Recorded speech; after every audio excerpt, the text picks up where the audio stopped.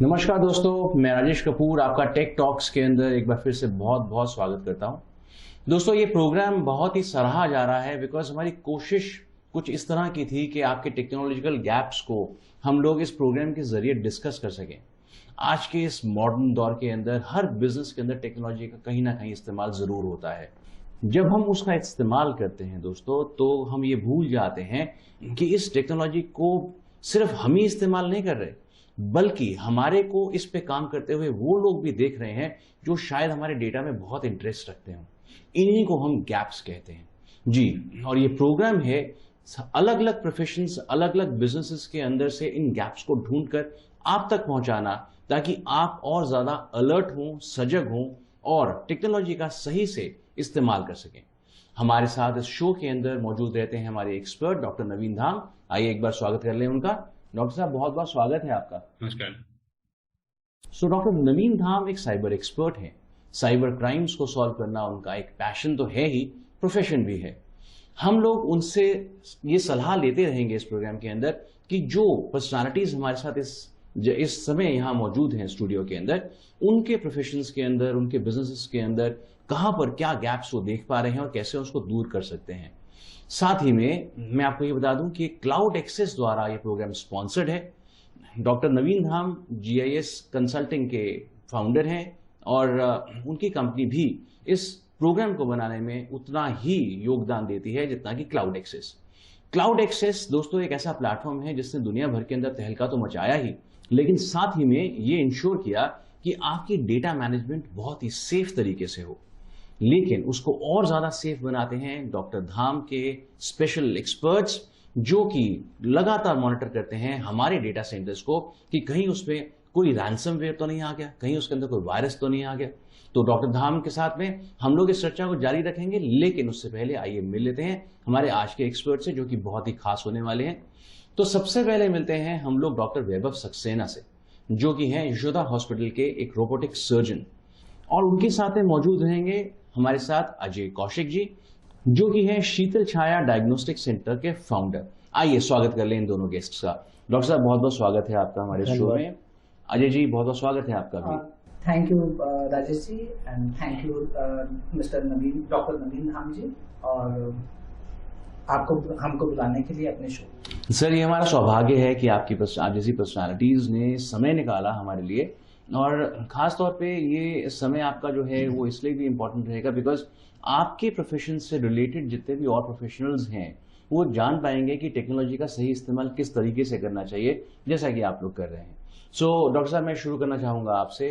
आप एक robotic surgeon हैं। जी जी तो राजेश। रोबोटिक का मेडिकल लाइन के अंदर बहुत ज्यादा यूज अब हम सुनने लगे हैं, तो कुछ एक्सप्लेन कीजिए। अगर हम अपने चाइल्डहुड को आज से 20 साल पहले देखें तो जब मूवीज आती थी उसमें भी यूज टू सी कि एक रोबोट है, जो स्टार वॉर या कोई भी आप इस तरह की मूवीज देखिए उसमें रोबोट्स ह्यूमन से लड़ रहे हैं। आज की डेट में, आज के परिवेश में ये रियलिस्टिक हो गया है, वो लड़ नहीं रहे हैं, वो हमें हेल्प कर रहे हैं। तो अगर हम टेक्नोलॉजी को सही से उपयोग करें तो वो टेक्नोलॉजी आपके लिए हेल्पफुल भी हो सकती है। सेम थिंग आई है सर्जिकल रोबोट्स में। जो मैं पेशे से एक डॉक्टर हूँ और एक यूरोलॉजिस्ट हूँ। मैं एक यूरो सर्जन या किडनी ट्रांसप्लांट सर्जन जिसे कहते हैं वो हूँ, और मैंने रोबोटिक सर्जरी में स्पेशल दक्षता हासिल की है all India institute of medical science new Delhi से। उसके बाद मैं अब्रॉड फेलोशिप के लिए भी गया था।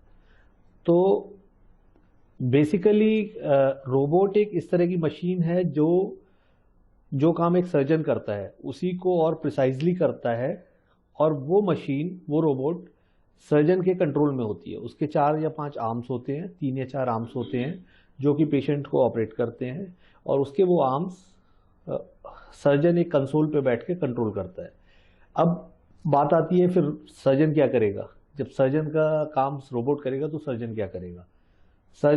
रोबोट का ओपन सर्जरीज या कन्वेंशनल लैप्रोस्कोपिक सर्जरी पे ये बेनिफिट है, फ़ायदा ये है कि वो बहुत प्रिसाइजली उसको ऑपरेट करता है। उसके जो फिंगर के मूवमेंट्स होते हैं वो बहुत फाइन होते हैं, even better than our fingers because they are very small.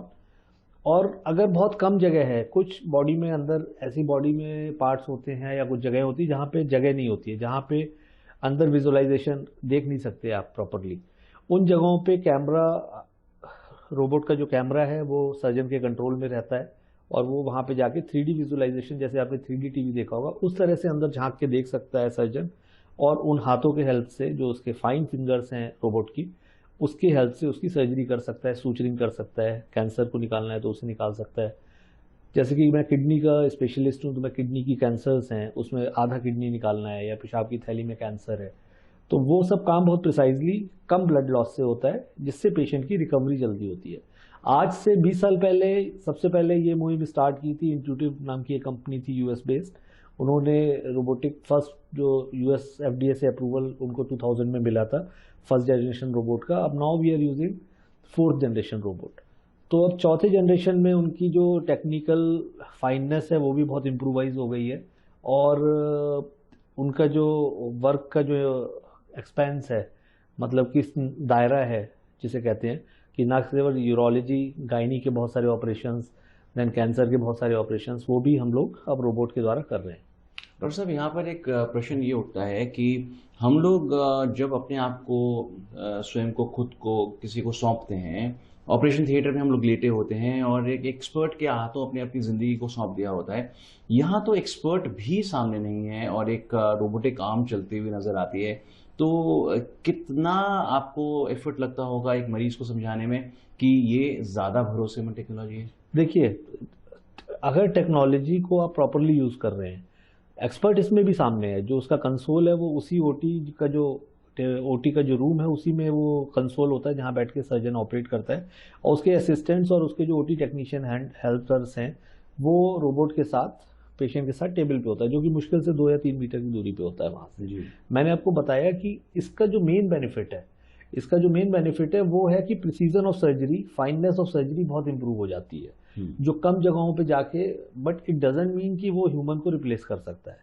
ऐसा नहीं है कि मैंने उसमें कुछ प्रोग्राम फीड कर दिया कि ये सर्जरी करो तो वो कर देगा। उसके हाथ अभी भी, उसके जो आईज हैं वो सब हमें ही, मतलब उसके मूवमेंट्स एक तरीके से आपके हाथ में है, और आपके हाथ में जो कांपना है, जो कंपन है एज के साथ जो हाथों में कंपन है, या आपका बहुत जो महीन काम है जिसमें कि जरा भी हाथ हिलना नहीं चाहिए, वो सब काम बहुत फाइननेस से उसमें हो जाते हैं।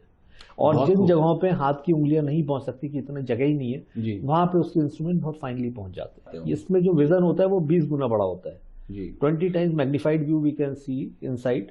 तो जब आपको 20 गुना बड़ा कोई भी चीज दिख रही है, अगर एक 2 मिलीमीटर की चीज है तो वो आपको 200 मिलीमीटर की दिखेगी। 200 मिलीमीटर का मतलब हो गया कि 2 से 20 सेंटीमीटर। तो अगर आपको उस चीज को सिलना है या उसको काट के निकालना है तो ज्यादा आसानी हो जाती है। साथ में इसका 3 डायमेंशनल विजन होता है, तो आपको डेप्थ परसेप्शन, जैसे आपने 3D टीवी में देखा होगा कैमरे में, 3D टीवी में जो डेप्थ परसेप्शन है वो बहुत अच्छा होता है, तो आप बहुत प्रिसाइजली काम कर सकते हो उसमें।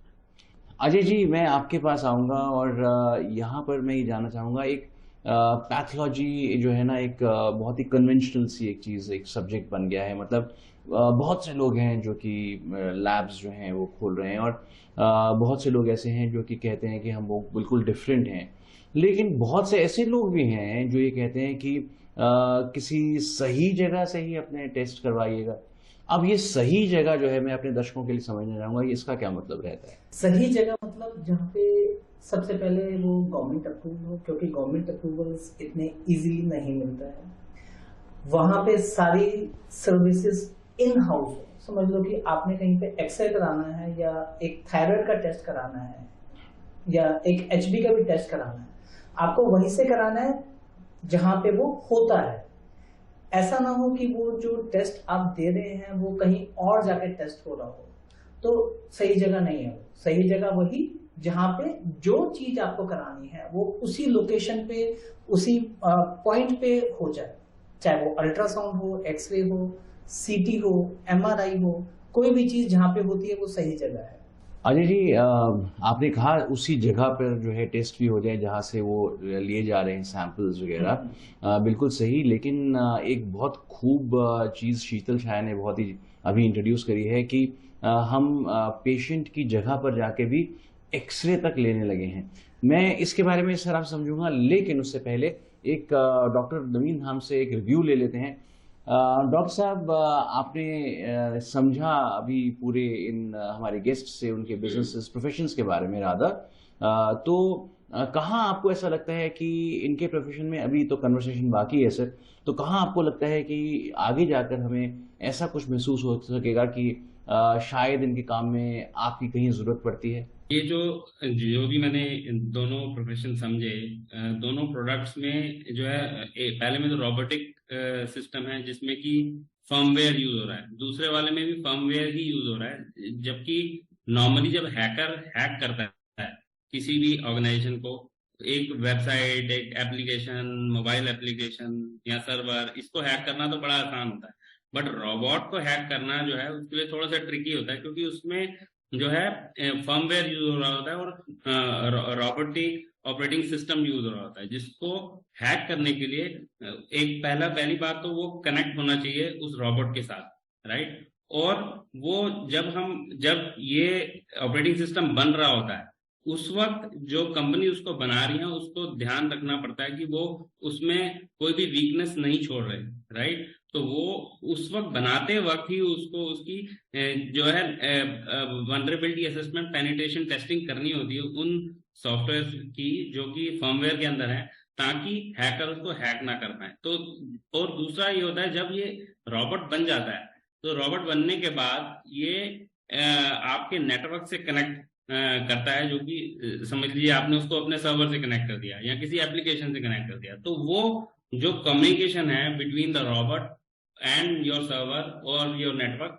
वो कई बार वीक हो जाते हैं, तो उसमें से जो डेटा है वो हैकर उठा लेता है, राइट। तो एक वो एरिया होता है जहां पर बहुत ही हमें ध्यान रखना होता है। और एक प्रॉपर ऑथेंटिकेशन जो हो रही है, जैसे कि सॉफ्ट पासवर्ड और यूजर नेम्स यूज किए जाते हैं जब रोबोट के साथ हम कम्युनिकेट करते हैं, वो भी स्ट्रांग होने चाहिए। और दूसरा जो है आपका मिसकॉन्फ़िगरेशन और बैड प्रोग्रामिंग हो जाती है कई बार रोबोट बनाते वक्त, at the time of making the robot, तो वो भी एक बहुत ही महत्वपूर्ण चीज है जिसको रोबोट बनाते वक्त हमें देखना चाहिए। और एक सेल्फ हीलिंग प्रोसेस होता है रोबोट के अंदर, जब वो अटैक किया जाता है तो अपने आप को सेल्फ हील कर लेता है वो, तो वो बहुत ही महत्वपूर्ण है जो कि देखना चाहिए during the design of that particular robot, right.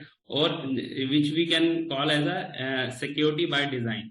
तो जब डिजाइन बन रही होती है तभी हमें सिक्योरिटी भी डिजाइन करनी होती है उस रोबोट की, तो वो बहुत जरूरी है। और दूसरा, ऑपरेटिंग सिस्टम फर्मवेयर जो है वो अपडेट होते रहने चाहिए टाइम बाय टाइम, क्योंकि नए नए हैकिंग अटैक्स आते रहते हैं, और जो फर्मवेयर अगर रोबोट का वीक होगा तो वहां पर हैकर उसको अटैक कर सकता है। और एक आईडीएस सॉल्यूशन होता है जिसमें कि अटैक को वो जो है डिटेक्ट कर लेता है, इंट्रूजन डिटेक्शन सिस्टम कहते हैं उसे। Intrusion detection system should be inbuilt with in the robot के अंदर होना चाहिए, ताकि जब अटैक हो तो the robot should identify that some attack is happening, right. और जो पेनिट्रेशन टेस्टिंग है उसकी होती रहनी चाहिए अपने रोबोट्स की, और उनके पैचेस हमेशा अपडेटेड होते रहने चाहिए ताकि वो अटैक से बच सके। तो ये बहुत जरूरी है। जी डॉक्टर साहब, तो अजय कौशिक जी एक बहुत ही कन्वेंशनल सेटअप के अंदर काम करते हैं, सैंपल्स को कलेक्ट करना, फिर मशीन्स के अंदर डालना, उसकी प्रोसेसिंग करना, उसको टेस्ट करना, एनालिटिक्स उसके जनरेट करना। यहाँ कहाँ पर गड़बड़ हो सकती है अगर टेक्नोलॉजी वीक है तो?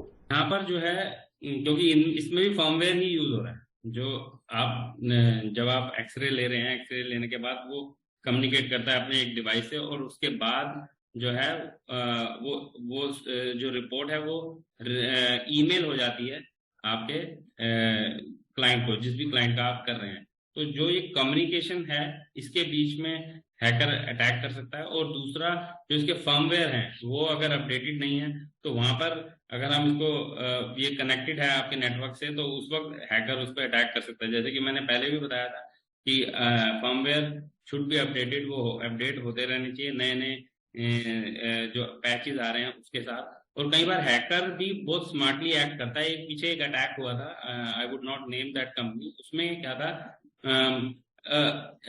हैकर्स ने खुद ही एक अपना अपडेट बना दिया जो कि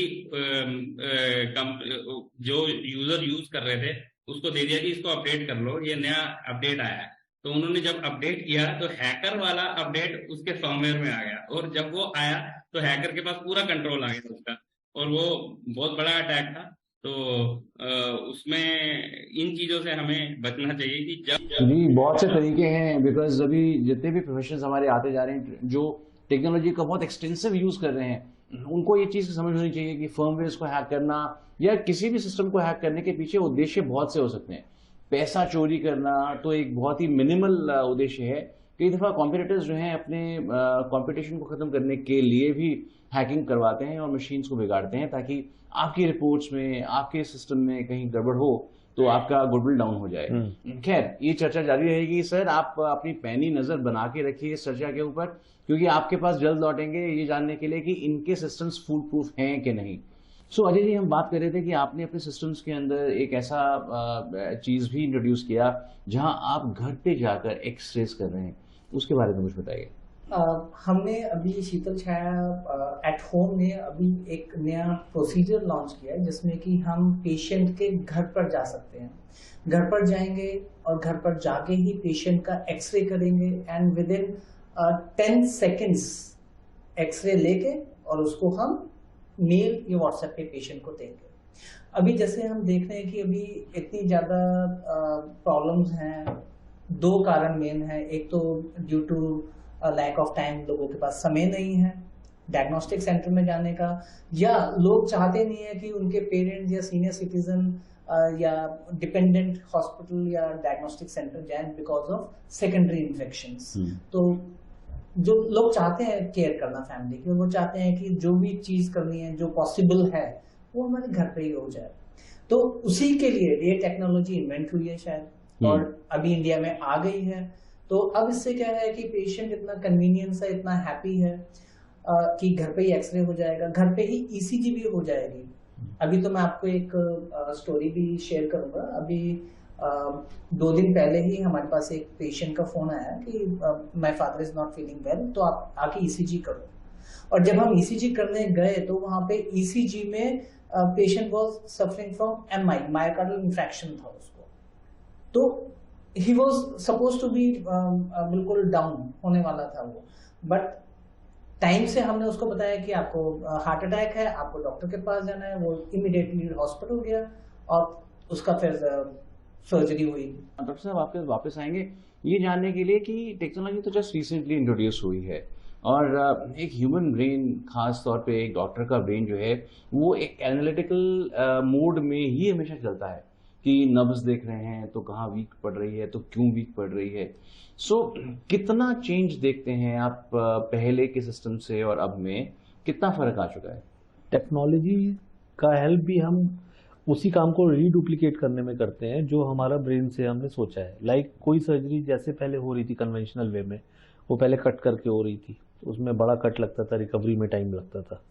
स्टेप्स सर्जरी के वही हैं, बट कट नहीं लग रहा है, छोटे छेद हो रहे हैं एब्डोमेन में, उसी से रोबोट के आर्म अंदर जा रहे हैं। सेम सिमिलर वे में कम ब्लड लॉस से जल्दी रिकवरी के साथ सर्जरी हो रही है। सो स्टेप्स वही है। ओनली थिंग इज कि पहले हम 20 किलोमीटर पर आवर की रफ्तार से चल रहे थे, अब हम 200 किलोमीटर पर आवर की रफ्तार से चल रहे हैं। साथ में जर्क्स एंड जोल्ट्स कम है। तो इन अदर वर्ड्स, अगर हम इसको लेमेंस लैंग्वेज में समझे, इन आम भाषा में समझे जिसे हम बोले, तो टेक्नोलॉजी का फायदा इस चीज में सब सोफिस्टिकेशन और इजी गोइंग में ज्यादा हुआ है, पेशेंट के लिए भी, डॉक्टर्स के लिए भी। क्योंकि पहले जब लंबे ऑपरेशन होते थे उसमें डॉक्टर्स खड़े रहते थे 8-6 घंटे, उनकी अपनी बॉडी पे भी उसका इफेक्ट पड़ता था, ब्लड लॉस ज़्यादा होता था, पेशेंट पे उसका इम्पैक्ट पड़ता था, उतनी देर तक पेशेंट बेहोश रहता था, हॉस्पिटल में वो उतने ज़्यादा दिन एडमिट रहता था, तो हॉस्पिटल का बिल बढ़ता था। अगर अब इसी को हम आज के टाइम से सोचें, अगर रोबोटिक सर्जरी हमने की, पेशेंट 2 या 3 दिन में जाने लायक हो गया, उसके कट्स छोटे हुए जिसकी वजह से उसको ऑपरेशन में पेन नहीं हुआ, उसका ब्लड लॉस कम हुआ जिसकी वजह से उसकी रिकवरी जल्दी हो गई, पेशेंट जल्दी एम्बुलेट हो गया, चलने फिरने लगा और रिकवर हो गया।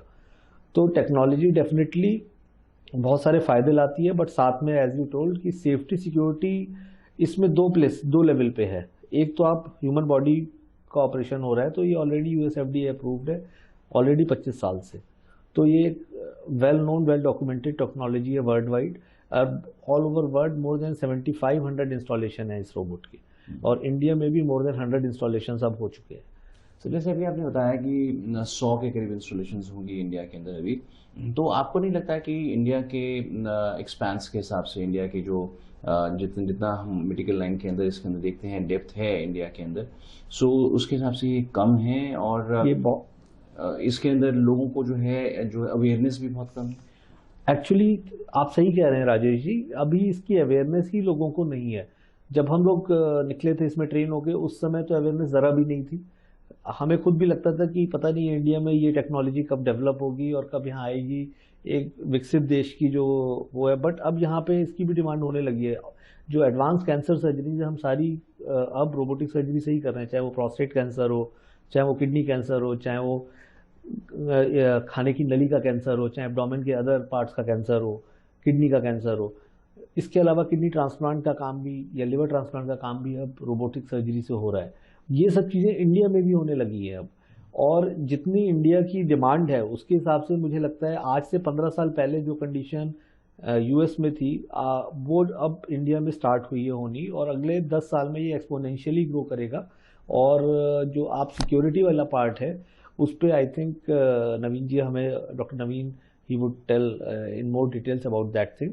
अजय जी, जहाँ तक बात करें हम लोग पैथोलॉजी लैब्स की, नॉर्मली क्या होता है कि रिपोर्ट्स जब गलत आ जाती हैं तो एक बार दिल बैठ सा जाता है, तो उसके बाद डॉक्टर कहता है नहीं ये वाली लैब से नहीं, इस वाली लैब से आप टेस्ट करा के आइए। मैं ये चर्चा पहले भी कर चुका हूँ, अभी मेरा पिछला क्वेश्चन यही था, लेकिन यहाँ फर्क बस क्वेश्चन में ये आता है कि क्या मशीन्स का अपडेटेड रहना रिपोर्ट्स को जो है वो सुनिश्चित करता है कि वो बिल्कुल ठीक निकले, एक्यूरेट निकले? देखिए, जो अब लेबोरेटरीज हैं वो सारी अब टेक्निकली और टेक्नोलॉजी वाइज सारी अपडेट हो गई हैं जी। अभी जैसे कोई भी पेशेंट आता है तो चांसेस ऑफ एरर कम किसके लिए होते हैं कि जैसे कोई पेशेंट आएगा हमारे पास तो सबसे पहले उसका बिल बनेगा। जैसे बिल बनेगा उसमें दो चीजें प्रिंट होंगी, पहला होगा बारकोड और दूसरा होगा क्यूआर कोड। वो दोनों इंटरलिंक्ड होते हैं। बारकोड उस पेशेंट के सैंपल पे लगा दिया जाएगा। अगर बारकोड सही लगा है तो मतलब जांच सही होगी। बारकोड जैसी मशीन के अंदर जाएगा तो मशीन अपने आप, अब सारी मशीन जो है ना सर ऑटोमेटिक हो गई है। वो जैसे ही बारकोड मशीन के अंदर जाएगा, मशीन बारकोड रीड करके वो सारा डाटा अपना सॉफ्टवेयर से कैप्चर कर लेगी कि पेशेंट का नाम क्या है, उसकी एज क्या है और उसके कौन कौन सी जांचें होनी है। चाहे उसका, जैसे समझ लो कोई पेशेंट है उसका हमने खाली एलएफटी करना है और किसी पेशेंट का केएफटी करना है और एक पेशेंट इसका एलएफटी, केएफटी, लिपिड प्रोफाइल तीनों टेस्ट करना है। तो जैसे बारकोड हम रीड करेगी मशीन, वो अपने आप ही पेशेंट का डाटा सारा कैप्चर कर लेगी और वो वही टेस्ट करेगी जो कि बाहर बिल हो रखे, जिससे कि चांसेस ऑफ एरर 0 हो जाते हैं। जैसी रिपोर्ट जो है रेडी होगी वो ऑटोमेटिकली अप्रूवल के लिए पैथोलॉजिस्ट के पास जाएंगी। पैथोलॉजिस्ट उसको अप्रूव करेंगी। अगर उनको किसी चीज में एरर लग रहा है, समझ लो कोई रिपोर्ट है एबनॉर्मली हाई है या एबनॉर्मली लो है, तो वो उसको री वेरीफाई करेंगे, फिर उसको वो री अटेम्प्ट करेंगे उस सैंपल को क्लिक करके, और उसके बाद भी अगर वो रिपोर्ट सेम आती है तो उसको वो अप्रूव करेंगे। और जैसी रिपोर्ट अप्रूव होगी वैसे ही पेशेंट के पास एक मैसेज जाएगा कि आपकी रिपोर्ट रेडी है, और पेशेंट बिल पे जो बारकोड है उससे रिपोर्ट को स्कैन करेगा और डाउनलोड करेगा। अभी जब आपने कही बात ऑथेंटिसिटी की, जहां पर हम लोग ये डिटरमिन करते हैं कि मशीन्स जो हैं किस तरीके से बार कोडिंग और सैम्पलिंग जो है उसको मार्किंग करती हैं प्रॉपरली, यहाँ हम बात करते हैं आपकी उस फैसिलिटी की जहां आप घर पे जा रहे हैं, एक्सरे मशीन्स लेके जा रहे हैं, 10 सेकंड के अंदर आपने बताया कि हम लोग उसको रिपोर्ट भी दे पाते हैं। यहाँ ऑथेंटिसिटी को एस्टैब्लिश करने के लिए आप क्या मेजर्स अपनाते हैं? ये जो मशीन्स हैं, पहले तो ये जो मशीन्स हैं they are very high end DR system. DR means direct radiography. It is very high end system, latest in radiology. उसमें क्या होता है कि अभी जो एक्सपोजिंग जैसे ही होगा वैसे ही जो फिल्म है या एक्सरे है वो इमीडिएटली लैपटॉप में आ जाएगा। उसमें कोई मतलब ही नहीं है कोई उसमें एरर हो। अभी जो सबसे बड़ा एडवांटेज इसमें है कि जो अभी नए एक्सपोजिंग यूनिट्स आ रही हैं वो इतने हाई फ्रीक्वेंसी हैं और इतनी छोटी फ्रीक्वेंसी के, मतलब कि दे आर ओनली 35 mm। अभी जैसे हम एक्सरे करने हमारे सेंटर पे या किसी भी स्टैटिक सेंटर या हॉस्पिटल में हम जाते हैं तो वहां पे जो मशीन्स होती हैं वो सारी 500 mm से ऊपर ही होती हैं, उससे नीचे कोई मशीन नहीं होती है। अगर हम आम आदमी की भाषा में देखें तो हमारे अंदर 500 किरणें जा रही है, सिंपल सा बिल्कुल आम आदमी की भाषा में। और अब जो मशीन आ गई है जो हम होम एक्सरेज में यूज कर रहे हैं उसमें वो खाली 35 mA की है, मतलब 500 की जगह सिर्फ 35 किरणें हमारे अंदर जा रही हैं। तो डेफिनेटली वो कंपैरेटिवली उससे सेफ है, हाई फ्रीक्वेंसी होने की वजह से क्वालिटी बेटर है। बहुत खूब अजय जी, ये एक रिवोल्यूशन था हमारे लिए कि इतना एक्सपोजर कम हो चुका है इन मशीन्स के ज़रिए, इन मशीन्स की वजह से। और डॉक्टर वैभव से मिलकर तो बहुत ही अच्छा लगा, क्योंकि उन्होंने बताया कि किस तरीके से रोबोटिक्स जो है आज की मेडिकल लाइन को बिल्कुल ही रिफॉर्म करता चला जा रहा है, चेंज करता चला जा रहा है। सो डॉक्टर साहब, आपने हमारी चर्चा सुनी और आपने देखा कि हमारे दोनों एक्सपर्ट्स जो हैं, दोनों गेस्ट्स जो हैं यहाँ पर जो बैठे हुए हैं, उन्होंने अपने सिस्टम्स को किस तरीके से इक्विप कर रखा है।